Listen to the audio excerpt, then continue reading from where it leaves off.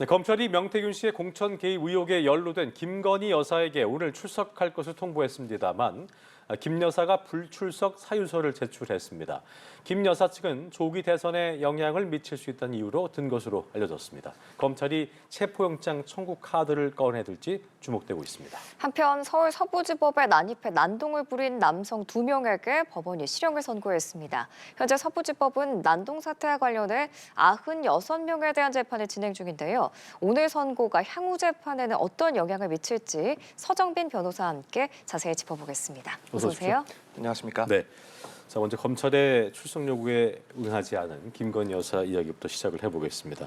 오늘 김건희 여사가 검찰에 출석할 경우에는 이제 포토라인에 소개될 수도 있었는데 하지만 출석을 하지 않고 불출석 사유서를 제출했습니다. 먼저 어떤 내용이 담겼는지부터 좀 짚어주시죠. 네, 일단 첫 번째는 이제 마찬가지로 건강상의 이유를 문제를 삼았습니다. 이전부터 뭐 출석 이야기가 나왔을 때 건강상 출석이 어렵다라는 이유를 들어서 출석은 어렵다라는 입장을 밝히기도 했었는데 마찬가지로 이제 건강상의 문제 때문에 출석에 응할 수가 없다라는 점을 밝히기도 했고요. 또 한편으로는 이제 앞으로 치러지게 되는 그런 대선에 이런 조사가 영향을 줄 수도 있다라는 점을 근거로도 들기도 했습니다. 이제 뿐만 아니라 이제 다른 사건들, 다른 뭐 정치인들의 그런 사건들까지도 조금 근거를 들었습니다. 예를 들면 이재명 후보 같은 경우에는 최근에 이제 2심 파기환송심이 재판이 미뤄졌다라는 점을 들어서 이 점을 들어 이 수사도 조금 미뤄질 수 있지 않느냐 이런 식의 주장을 한 것으로 보이고요. 또 한편으로는 문재인 전 대통령이 이제 4월 말쯤에 기소가 됐는데 당시에 이제 문 전 대통령의 그런 대면 조사 없이 기소가 됐습니다. 그래서 이 점을 들어서 굳이 조사가 없더라고 하더라도, 그러니까 대면 조사를 하지 않는다 하더라도 조사는 진행할 수 있는 것 아니냐, 이렇게 다른 사례들까지도 조금 비교를 하면서 현재로서는 출석할 수가 없다라는 입장을 밝힌 상황입니다. 지금 짚어주셨는데 그 불출석 사유 중에 이재명 대선 후보의 파기환송심이 대선 이후로 미뤄진 사례, 그리고 검찰이 문재인 전 대통령을 대면 조사 없이 뇌물 혐의로 기소한 사례도 언급을 했잖아요. 그러면 이런 사유들이 불출석 사유로 좀 받아들여질 수 있는 건가요? 사실 일반적으로 이렇게 다른 사건들이 어떻게 진행되고 있다라는 점을 들어서 마찬가지로 비슷하게 진행되어야 된다라는 그런 주장은 잘 하지 않는 주장이기도 하고 검찰에서는 굳이 그걸 따질 필요는 없기도 합니다. 통상적이진 않군요. 네, 그렇습니다. 그래서 뭐 보통의 경우에야 이제 건강상의 이유, 그래서 출석이 상당히 어렵다, 장시간 조사가 어렵다라는 이유를 들거나 그렇지 않으면 뭐 불가피한 뭐 직장이나 혹은 불가피한 일정들 때문에 중복이 돼서 수사 기일을 따로 정해야 된다, 이런 식으로 이제 이유를 들어서 좀 불출석을 하는 경우들이 많이 있긴 한데 지금 말씀하신, 그리고 지금 나오고 있는 이 두 가지 사례를 들어서 불출석을 하겠다라는 것은 사실 검찰 입장에서는 그렇게 고민을 할 만한 내용은 아니라고 보여집니다. 뭐 사실 또 따지고 보자면 그러면 이제 이재명 후보 같은 경우에는 어쨌든 실제로 출석을 해서 대면 조사를 진행을 했었고, 또 문재인 전 대통령의 사건 같은 경우에는 비록 불출석으로 조사가 마무리되고 기소가 되긴 했지만 그 시점은 대선이 실제로 이제 현실화된 시점에 기소가 됐으니 따지고 보면은 이 사건들도 결국 김건희 여사가 주장하는 내용과 뭐 상당히 일치하는 그런 상황은 아니라고 보여집니다.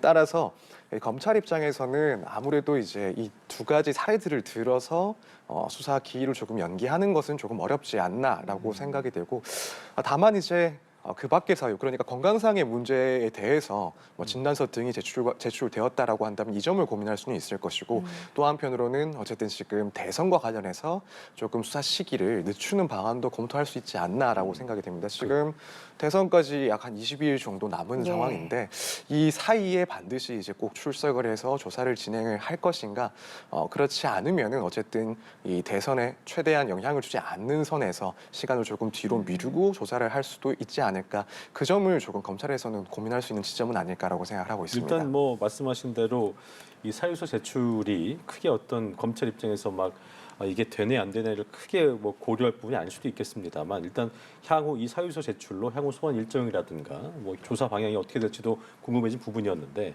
아까 말씀하셨던 그 부분, 그러니까 만약에 진단서 같은 걸 낸다면 이 뭐 어떤 건강상 이유라는 거는 어떻게 제지할 수가 없는 건가요? 그거는 강제할 수가 없는 건가요? 사실 결국 그 조사의 일정을 정하는 것은 검찰의 재량의 재량이죠. 영역이기 예. 때문에 뭐 정말 심각한 건강상의 문제가 있지 않은 이상 이제 조사의 일정은 일단 검찰에서 뭐 직권적으로 정해서 진행을 해볼 수가 있긴 합니다. 네. 따라서 뭐 일정을 조율하다가도 뭐 건강상의 이유를 들어서 불출석을 한다 하더라도 네. 검찰은 일정을 또 다시 한번 지정을 해서 이때는 출석을 해라라고 요구를 할 수 있는 것이고 뭐 실제로 이제 뭐 장시간의 그런 조사가 이루어지기는 힘들다라고 했을 때면 일단 출석을 시켜놓고 조사는 조금 짧게 진행을 하고 차회 기일을 정해서 이후에 다시 또 하고. 한번 조사를 하는 방식으로 진행을 할 수가 있습니다. 따라서 뭐 정말 심각한 그런 건강상의 문제가 아니라면 검찰에서 의지가 있다라고 한다면 출석은 계속 요구를 할 수도 있습니다. 물론 대선 전에 다시 한번 출석 요구를 할까 아닐까 이제 검찰의 재량일 텐데 변호사님 보실 때는 가능성 어떻게 좀 보고 계세요?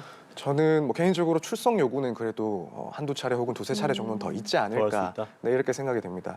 뭐 일단 이전에 뭐 2월 달 정도부터 출석에 대해서 협의는 계속 진행이 됐고 시도가 있었다라고는 알고 있는데 정식으로 이제 소환을 요청한 것은 이번이 처음입니다. 그렇죠. 그렇기 때문에 몇 차례 출석 요구는 진행을 할 것이다라고 생각이 되는데 일단 뭐 검찰에서 구체적인 조사 기한을 어디까지 잡고 있는지는 모르겠습니다만 이제 만약에라도 이제 대선과 관련해서 영향을 줄 수 있다는 판단 하에 이후로 생각을 하고 있다라면 뭐 한두 차례 정도 출석 요구를 하고 대선 전까지는 아무래도 이제 강제적인 구인 절차를 진행하는 것은 상당히 어렵다라고 전제를 하고 있지 않을까라고 예. 생각이 됩니다. 그래서 네. 일단 뭐 아무도 예측할 수 없는 상황들이 뭐 워낙 많이 발생을 했기 때문에 그렇죠. 쉽사리 판단을 할 수는 없긴 하겠지만 검찰 입장에서는 현 시점에서 일단 조사에 대한 의지를 보여주는 방법 중에 하나로 이렇게 소환 요구를 몇 차례 진행을 하고 다만 이제 실제로 뭐 강제 구인까지 나아갔을 때 발생할 수 있는 그런 비판점들 이런 것들을 우려해서 결국 조사는 실제로는 뭐 대선 이후에 조사하는 그런 방식도 상당히 고민을 하지 않을까. 그래서 저는 조금 시점은 결국엔 좀 늦어질 수 있다 이렇게 생각을 하고 있습니다. 그 지금 말씀하신 강제 구인이 체포영장 발부하는 거 말씀하신 건가요? 네, 그렇습니다. 결국 현 시점에서 만약 출석 요구를 여러 번 시도를 했는데 예. 불응을 한다. 그리고 특별하게 정당한 사유를 인정할 수가 없다라고 한다면 당연히 이제 검찰에서는 판단할 수 있는 방식은 강제구인 그러니까 체포영장을 청구를 하는 겁니다. 예. 관례적으로 뭐 3번 불응하면은 체포영장 청구한다고 하더라고요. 네, 그렇습니다. 일단 뭐 수사에 응하지 않을 그런 우려가 있을 때 체포영장을 청구를 하는데 통상적으로는 2번, 3번 정도 출석을 응하지 않을 때 체포영장을 발부를 하게 됩니다. 그럼 청구를 하면 발부가 보통 되나요? 일단은 뭐 물론 사건마다 좀 다르긴 합니다. 그래도 검찰에서 이렇게 체포영장을 청구했다라는 것은 이 피의자에 대해서 그 혐의에 대해서 상당한 조사가 진행이 됐고 어느 정도 혐의를 입증할 수 있는 상황이 됐다라는 판단 하에서 청구를 하게 됩니다. 왜냐하면 체포영장을 또 인용을 청구를 했을 때 발부를 받기 위해서라도 기본적인 그런 혐의와 관련된 조사들은 상당 부분 진행이 됐어야 되기 때문에 예. 일단 체포영장을 발부한다라는 것은 혐의 입증에 대해서 어느 정도 확보를 해놓은 상황이다라고 생각을 해볼 수가 있습니다. 그래서 보통의 경우는 체포영장을 실제로 이제 청구를 했을 때 결국 뭐 조사들은 어느 정도 뭐 다른 피의자나 혹은 다른 관계자들에 대한 조사를 통해서 확보가 되어 있고 출석을 하지 않은 사실은 뭐 명확하게 확인이 된 사실이니까 대부분 이제 체포영장은 발부가 되게 되는데 또 다만 이제 이렇게 조금 정치적으로나마 민감한 이런 사건들에 대해서는 조금 다를 수는 있긴 합니다. 결국에는 법원 입장에서 피의자의 그런 정당한 방어권 보장을 또 상당히 신경을 쓸 수가 있기 때문에 여기에 대해서 김건희 여사 측에서 어떻게 대응을 하는지에 따라서 예. 영장 발부의 가능성은 조금 달라질 수는 있습니다. 예. 검찰의 판단이 어떻게 좀 이루어지게 될지 관심을 갖고 지켜보도록 하겠습니다. 다음 주제 만나보죠. 정치권을 넘어서 사법부로 번졌었던 서부지법 난동 사건. 오늘 그 첫 판결이 나왔는데요. 서부지법에 난입해서 난동을 부렸던 피의자 2명한테 오늘 법원이 실형을 선고했는데 실형을 선고했다는 거 그만큼 재판부가 중대한 범죄로 봤다 이렇게 이해를 하면 되겠습니까? 네, 그렇습니다. 사실 이제 이 사건이 발생을 하고 또 재판 과정이 진행이 됐고 변호사 입장에서는 과연 이제 선고가 어떻게 나올까, 형이 어떻게 정해질까 이 부분을 관심 있게 지켜볼 수밖에 없었습니다. 예. 이제 보통의 경우에 물론 지금 이 해당하는 피고인들이 과거에 어떠한 범죄 전력이 있었는지, 마찬가지로 유사하게 공무집행 방해 혐의로 뭐 처벌을 받은 전력이 있었는지 이런 예. 부분들은 구체적으로 확인할 수 없지만 일단 그런 과거 전력이 없다는 전제하에 보통은 공무집행 방해죄 같은 경우에는 뭐 집행유예를 붙여서 선고하는 경우들이 많습니다. 그렇군요. 그런데 이번 사안만큼은 통상적인 그런 양형 기준에 비추어 봤을 때는 조금 부적합하다.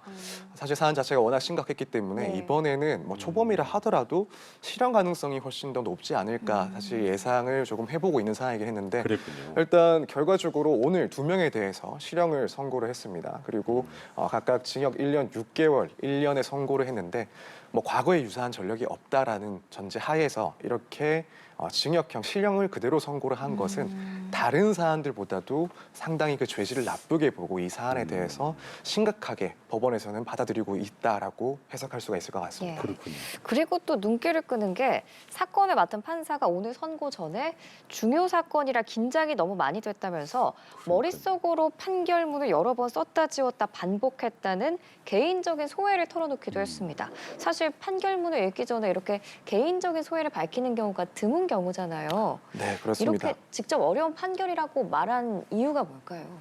말씀하신 것처럼 사실 이제 유죄 선고를 하면서 특히 다툼이 없었던 사건이라고 한다면 지금 이 두 사람 같은 경우에는 재판 과정에서 혐의를 인정한 것으로 알고 있는데 예. 예. 이렇게 뭐 유죄냐 무죄냐 다툼이 없는 그런 재판에서 판결을 낼 때 대부분은 사실 무척 간단하게 판결문을 작성을 합니다. 어쨌든 뭐 피고인도 자신의 죄를 인정을 하고 있는 상황이니까 그러니까요. 뭐 쟁점이 특별하게 존재하지 않기 때문에 형과 관련해서 뭐 선고를 한다 하더라도 구체적인 그런 뭐 소회를 밝힌다거나 예. 네. 뭐 상세한 내용들을 밝히는 경우는 많지 않습니다.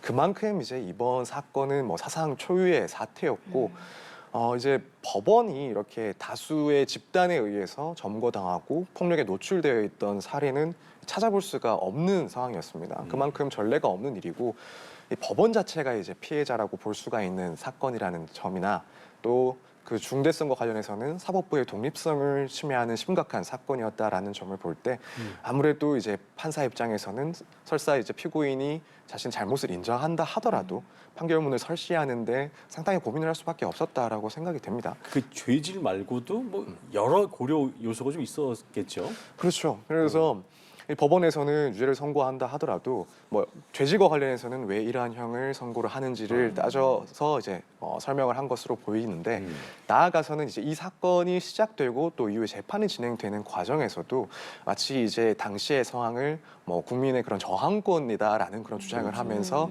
또 다수의 피고인들이 무죄를 주장을 하고 있고 또 한편으로는 그 내용을 들여다보면은 결국 이제 사법부가 당시에 윤 전 대통령에 대한 구속영장을 발부한 것을 신뢰할 수가 없고 이것은 뭐 정의롭지 않다라는 주장을 쭉 해오고 있는 상황이었습니다. 예.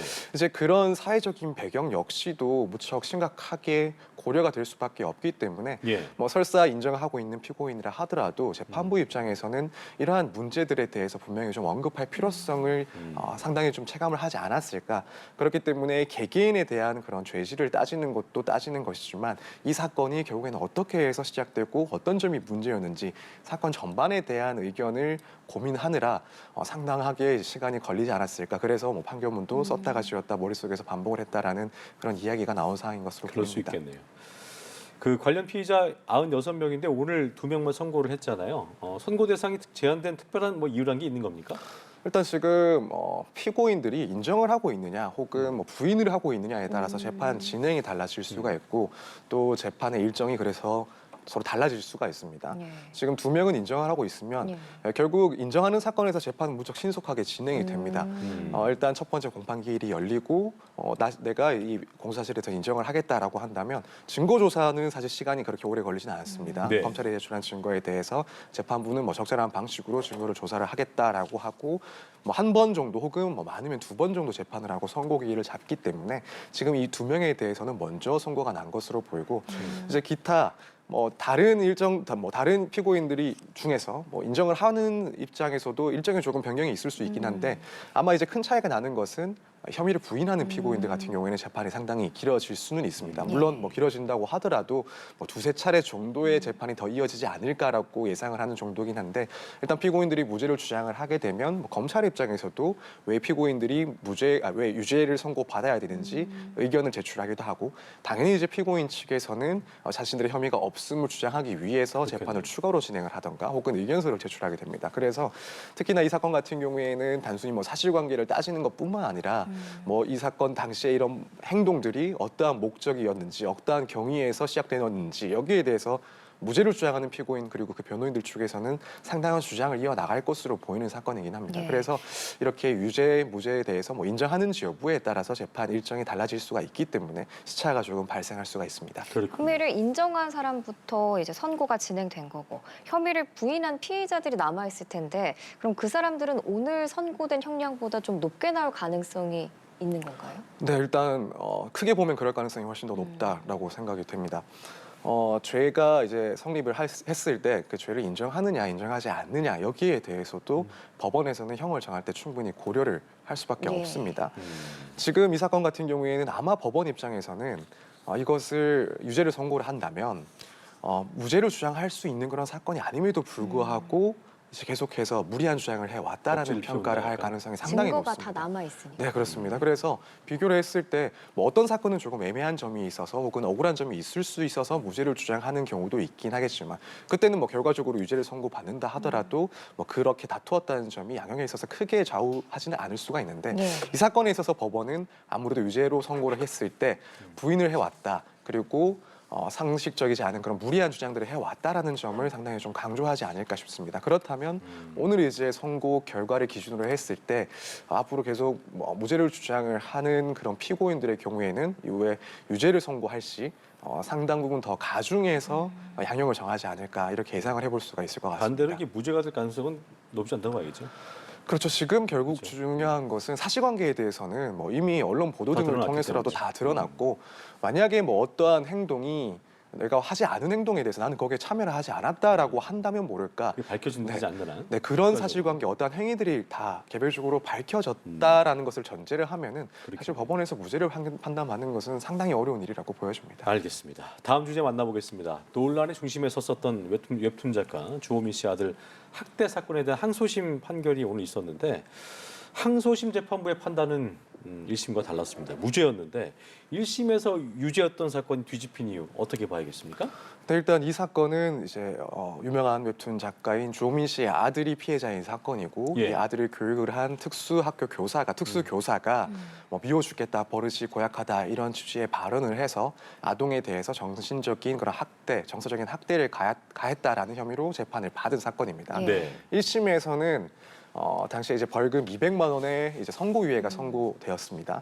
해당 교사는 뭐 혼잣말이 포함되어 있었고 자기 발언이 정서적인 학대에는 해당하지 않는다라고 주장을 했지만 배척이 됐었는데 특히 이제 이 사건 유죄가 인정이 되기에 가장 중요했던 증거는 당시 이제 주호민 씨의 부인이 아들 가방에다가 녹음기를 넣어서 교실 안에서 어떤 대화가 있는지가 녹음이 되었던 그 파일을 제출했기 때문에 이게 핵심적인 증거가 됐습니다. 이걸 토대로 1심에서는 일단 유죄 취지로 선고가 됐었고요. 하지만 이제 2심 재판부에서는 이 녹음된 파일의 증거 능력, 그러니까 증거로 쓸 수 있는 자격이 없다라고 판단을 했기 때문에 그렇다면은 이 해당 교사에 대해서 혐의를 입증할 만한 증거가 없다라고 했기 때문에 결국 이제 무죄 취지로 선고를 하게 됐습니다.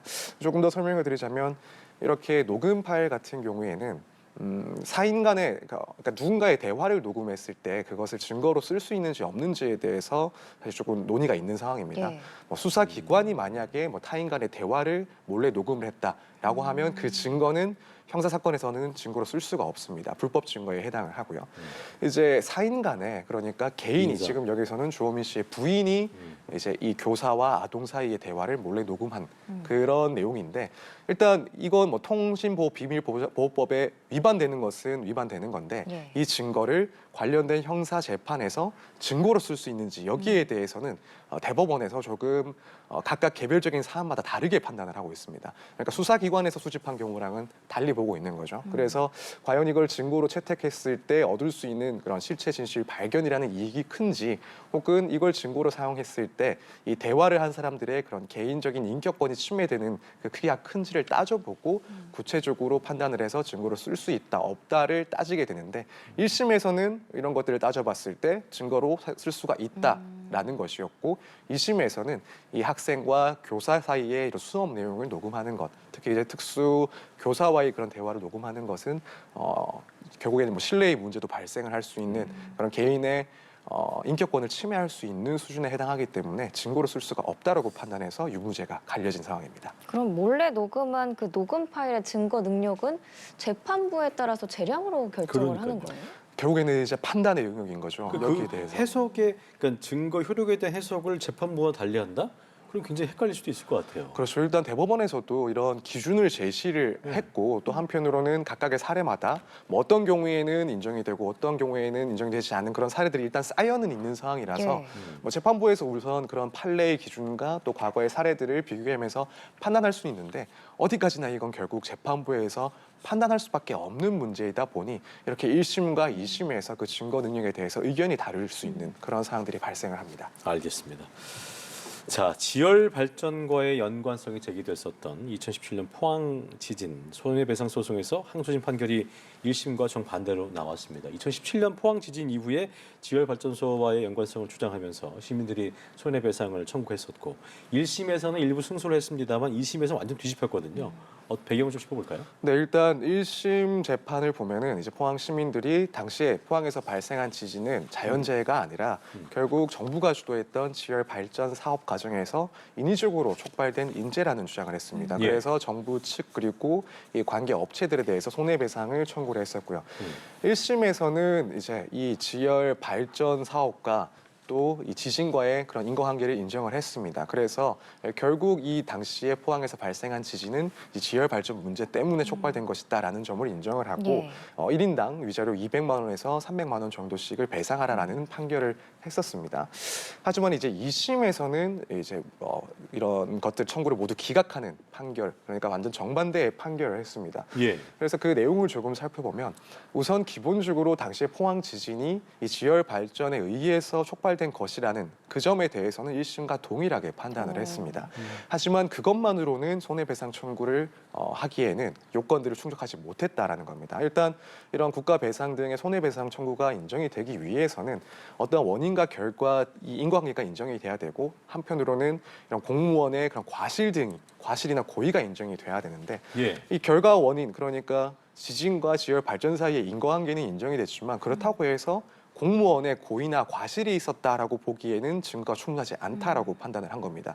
그렇기 때문에 여기에 대해서 정부의 책임을 인정할 수가 없다라는 판단을 했었고, 마찬가지로 이제 지열 발전에 참여했던 그런 관련 업체들 같은 경우에도 당시에 뭐 충분한 조사라든가 자문을 거쳐서 사업이 진행이 됐었고, 또 관리 방안을 수립하는 것이 뭐 시기적으로 늦었다거나 혹은 내용이 부실했다라고 보기에도 어렵다라는 판단을 하면서 결국 1심과는 다르게 이 청구들을 모두 기각한 재판을 하게 되었습니다. 그렇군요. 시민들이 이제 현재 즉시 상고하겠다는 입장인데 대법원에서 판결이 뒤집힐 가능성은 어느 정도 될까요? 이 부분은 조금 판단하기 상당히 어려울 것 같습니다. 그렇군요. 일단 뭐 상고는 당연히 할 것으로 보이는데, 예. 결국 이제 당시에 구체적인 공무원들의 과실이나 혹은 고의가 인정이 되는지, 또 관련 업체들이 이런 방안들을 수립하거나 계획을 진행하는 데 있어서 뭐 기술적인 혹은 과학적인 그런 부족함이 있었는지, 그런 것들을 이제 분명히 고민을 해야 되는 상황이긴 한데, 여기에 대해서 일단 2심까지 재판이 진행된 이상 뭐 상당한 그런 자문이나 혹은 외부의 그런 검토를 통해서 증거들이 제출되고 이걸 토대로 해서 2심에서 판단을 하지 않았을까라고 생각이 됩니다. 그렇다면은 결국 이제 상고심에서는 이런 입증 정도에 대한 항소심의 판단에 잘못이 있는지 법리적인 부분을 검토를 해야 되는 것이고, 사실관계에 대해서는 사실 조금 관여하기는 어려울 만큼 상당히 재판이 진행된 사안이 아닐까 않을까라고 생각이 돼서 이 점을 고려한다면 뭐 상고가 기각될 가능성이 조금이나마 더 높다라고 생각은 되는데 한편으로는 이렇게 자연재해와 관련해서 국가의 책임을 묻게 되는 또 관련 업체의 그런 책임을 묻게 되는 사회적으로도 상당히 신중하게 판단을 받을 수밖에 없는 중요한 사안이라고 볼 수도 있기 때문에 이 점을 고려한다면 그래도 다른 사안들에 비해서는 대법원에서 조금 더 신중하게 판단을 하고 네. 또 항소심의 판단을 조금 달리 볼 가능성도 없지는 않을 것 같다 이렇게 생각을 하고 있습니다. 알겠습니다. 무엇보다 원칙과 균형이 잡힌 판단이 나오길 기대해 보겠습니다. 사건 이슈들 서정비 변호사와 함께했습니다. 오늘 말씀 고맙습니다. 감사합니다.